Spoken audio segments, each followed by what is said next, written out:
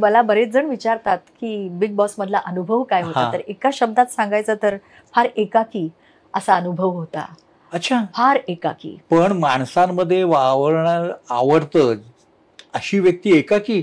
हो, कारण तिकडची जी माणसं असतात ती एक वेगवेगळी व्यक्तिमत्व असतात त्यांची, आणि एवढी सगळी 16 व्यक्तिमत्व तुम्ही जेव्हा एका छताखाली येता तेव्हा नाही म्हटलं तरी भांड्याला भांडं लागतंच.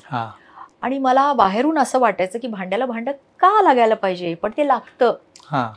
आणि ते का लागतं, कसं लागतं, तर त्याला अनेक गोष्टी कारणीभूत आहेत. एक तर तिथे टास्क दिलेले असतात. टास्क म्हणजे कार्य दिलेलं असतं तुम्हाला एक विशिष्ट, आणि ते विशिष्ट कार्य म्हणजे स्पोर्ट्सचं असू शकतं, ते धाडसाचं असू शकतं. त्याच्यामध्ये मारामाऱ्या होतात, शारीरिक शाब्दिक होतातच, आणि त्याचे आघात शरीरावर होतात, मनावर सुद्धा होतात. आणि त्यामुळे थोडंसं भांड्याला भांडं लागतं आणि बऱ्यापैकी लागतं. आणि त्यामुळे भांडण म्हणजे ते एका ह्याच्यापर्यंत पोचतं, म्हणजे क्लायमॅक्सवर जातं मोठमोठ्याने, आणि कोणीही तिथे आवाजावर कंट्रोल करत नाही. ते सगळे तुम्हाला, कुणीही तुम्हाला काहीही बोलू शकतं. तुम्ही कोण आहात, तुम्हाला अमुक एक दर्जा आहे, हे आहे, ते आहे, ते नाही चालत. तिथे एक माणूस, एक व्यक्ती म्हणून तुम्हाला बघितलं जातं. त्यामुळे तुम्ही कोण स्वतःला समजता, नाही समजू शकत तुम्ही कुणीच स्वतःला. तुम्ही कोरी पाटी घेऊन तिथे जावं लागतं, आणि हे कोरी पाटी करणं सोपं नसतं प्रत्येक माणसाला. पण ती मी केली. आणि मला केदारजी शिंदे म्हणाले, तुम्ही कोरी पाटी करा आणि जा. त्यांचं हे वाक्य माझ्या मनावर कुठेतरी बिंबलं. मी म्हटलं, अहो ती कशी करायची हो कोरी पाटी, पण मी केली. अक्षरशः मी स्वतःला काहीच समजले नाही तिकडे.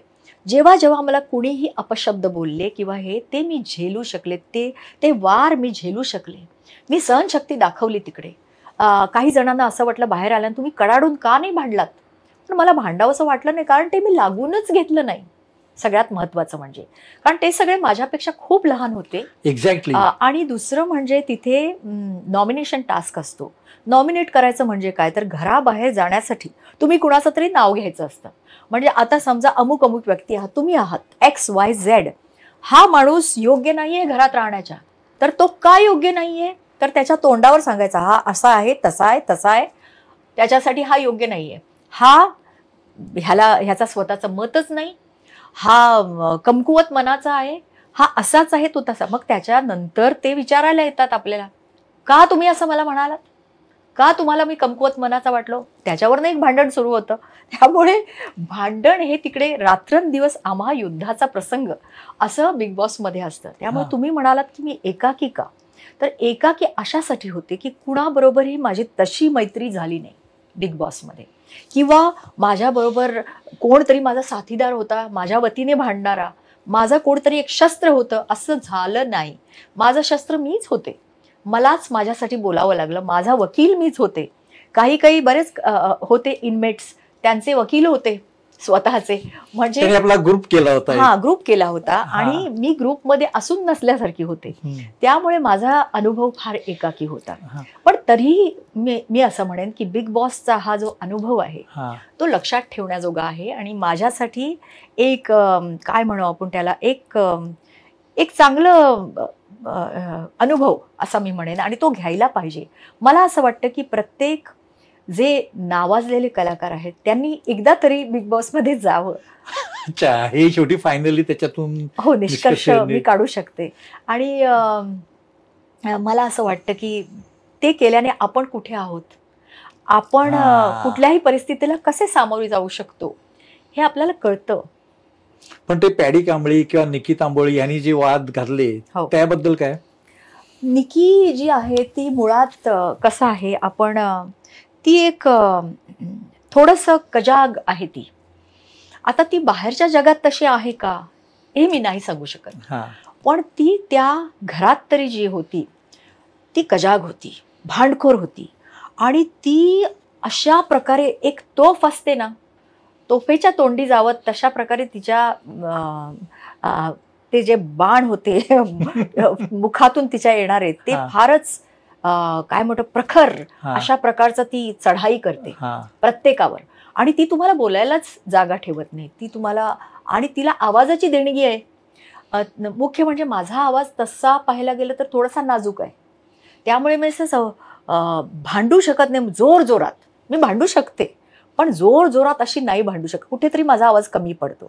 तर निकीला त्या आवाजाची देण आहे, त्यामुळे ती पहिल्या दिवसापासून माझ्या मागे हात धुवून लागली आणि अर्थात तिच्या सगळ्या प्रश्नांना मी उत्तरं दिली, शांतपणाने उत्तर दिली, बरोबर आहे. आणि कुठेही मी तिला कमी पडले नाही असं मला तरी वाटतं. पण तरी सुद्धा तिला ती एक देणगी आहे आवाजाची, आणि थोडीशी कजाग असल्यामुळे थोडासा एक तिचा अपर हँड राहतो आणि ती शेवटपर्यंत होती. कारण कसं आहे, तिने प्रत्येक ह्याच्यावरती चर्चेत राहिली, त्याच्यामुळे त्या तिच्या स्वभावामुळे ती शेवटपर्यंत चर्चेत राहिली. मग तिने मध्ये माझ्या कोथिंबिरीसाठी माझ्याशी लढली. ती नंतर फ्रूट सॅलडसाठी तिने एक मोठा विषय केला. तो आता पंढरीच्या बाबतीत म्हणायचं तर पंढरी सुरुवातीला माझ्याशी खूप छान वागला, पण नंतर थोडासा मला असं वाटतं की थोडासा त्यांनी असं काय म्हणतो आपण त्याला, टोमणे मारणे वगैरे अशा प्रकारचा एक सूर त्यांनी लावला, आणि ते टोमणे मारणं मला आवडलं नाही पंढरीचं. आणि बाहेर आल्यानंतर सुद्धा तो असा म्हणाला की वर्षाताई तिकडे अभिनय करत होत्या.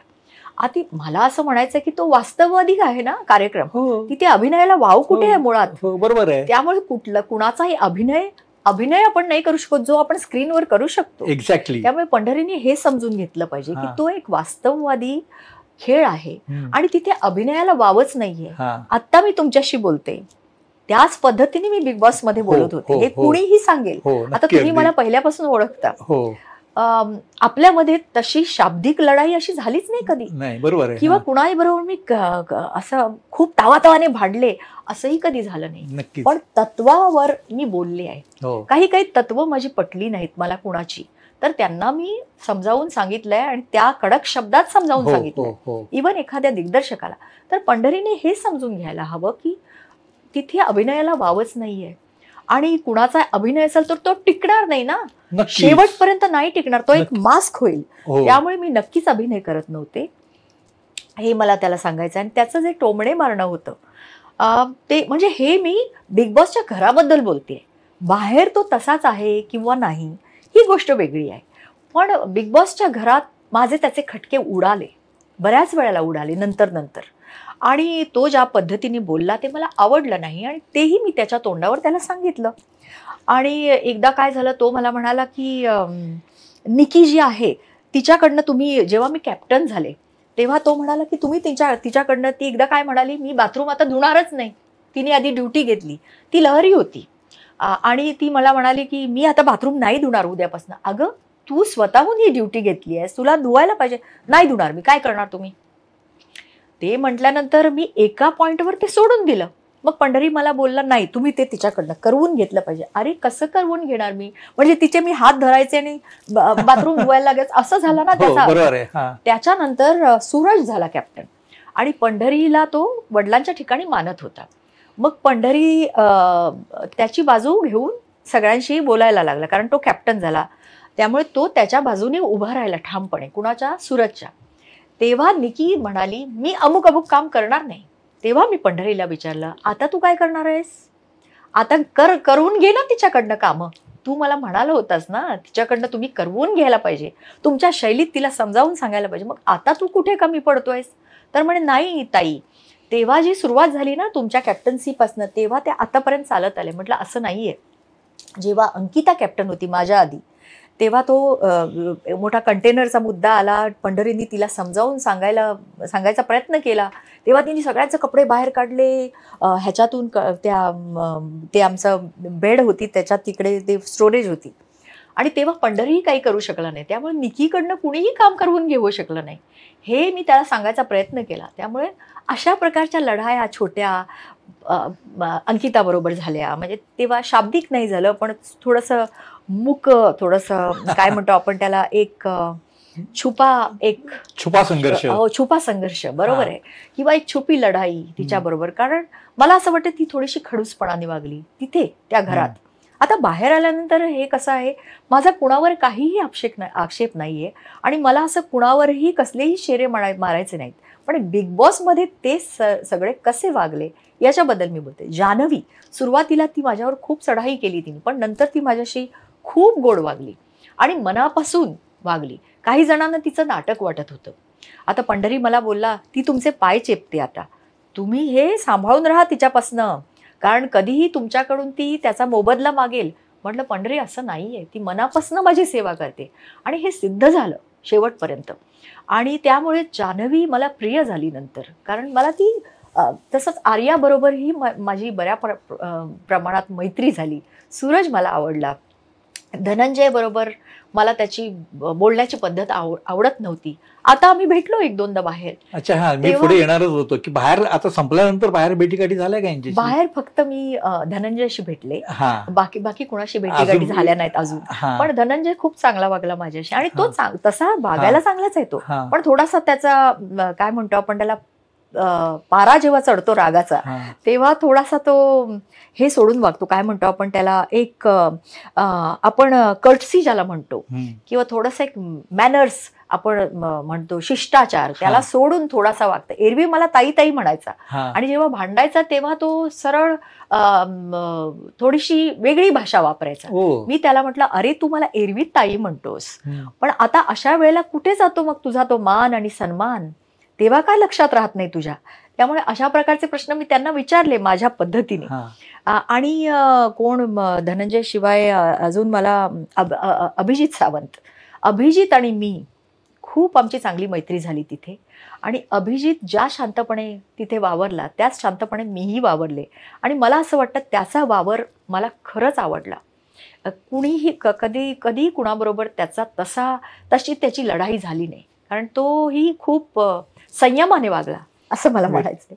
मराठी चित्रपटसृष्टीमधील latest update, original web series, shows, गाणी आणि एंटरटेनमेंटसाठी आमच्या चॅनलला सबस्क्राईब करा आणि बेल आयकॉन दाबायला विसरू नका.